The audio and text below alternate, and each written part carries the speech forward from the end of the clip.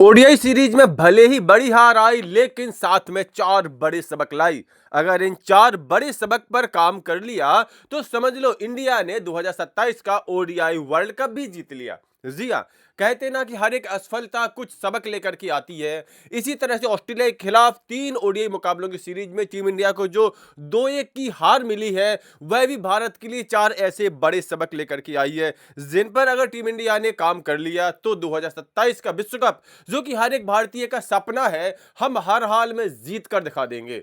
कौन से वो 4 सबक आज के इस वीडियो में हम बात करने वाले हैं। सबसे पहला और सबसे बड़ा सबक तो है, जसप्रीत बुमराह के बिना टीम इंडिया अधूरी है। हम सब इस बात को पहले भी मानते थे कि जसप्रीत बुमराह भारतीय गेंदबाजी आक्रमण के लिए सबसे बड़ा हथियार है। जसप्रीत बुमराह के बिना भारतीय गेंदबाजी ज्यादा खास नहीं है और ऑस्ट्रेलिया के इस दौरे ने इस बात को प्रमाणित कर दिया है कि जसप्रीत बुमराह के बिना सच में हमारी गेंदबाजी अधूरी है। इस दौरे में कई सारे ऐसे मौके आए जब हमें जसप्रीत बुमराह की कमी खूब खली।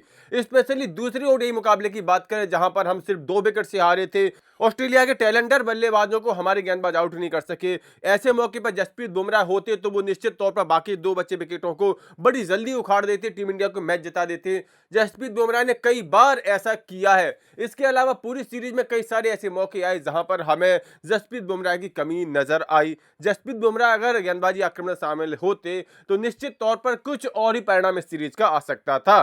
तो ऐसे में यह ध्यान रखना पड़ेगा कि जसप्रीत बुमराह ऐसी बड़ी सीरीज, स्पेशली मजबूत टीमों के खिलाफ हिस्सेदारी जरूर करें, टीम का हिस्सा जरूर रहे।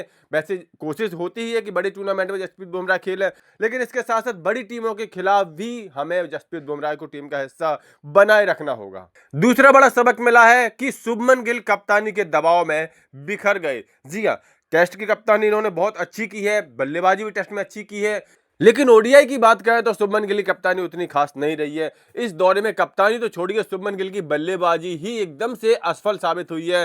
यानी कप्तानी के दबाव में शुभमन गिल बल्लेबाजी भी नहीं कर पा रहे हैं। तो ऐसे में शुभमन गिल को कप्तानी के साथ साथ अपनी बल्लेबाजी पर भी लगातार ध्यान देना होगा। इस बात का विशेष ध्यान रखना होगा कि कप्तानी के दबाव में बल्लेबाजी पर ज्यादा प्रभाव ना पड़े। बल्लेबाजी शुभमन गिल का सबसे बड़ा हथियार है और टीम इंडिया की जीत का बहुत बड़ा आधार है। इस सीरीज से तीसरा जो बड़ा सबक मिला है वो है, रोहित विराट वनडे टीम के लिए बहुत जरूरी है। जी हाँ, तमाम अटकलों, तमाम संभावनाओं, तमाम आलोचनाओं के बावजूद हम इस बात को कह सकते हैं कि ओडीआई फॉर्मेट में इस समय भी रोहित और विराट भारतीय टीम के लिए बहुत जरूरी है, मजबूरी नहीं है। जी हाँ, अगर भारत को 2027 का ओडीआई विश्व कप जीतना है तो फिर रोहित विराट को कंटिन्यू करना ही होगा, क्योंकि युवाओं से भरी टीम ओडीआई मुकाबलों के लिए उतनी तैयार नहीं है कि वर्ल्ड कप जीत सके।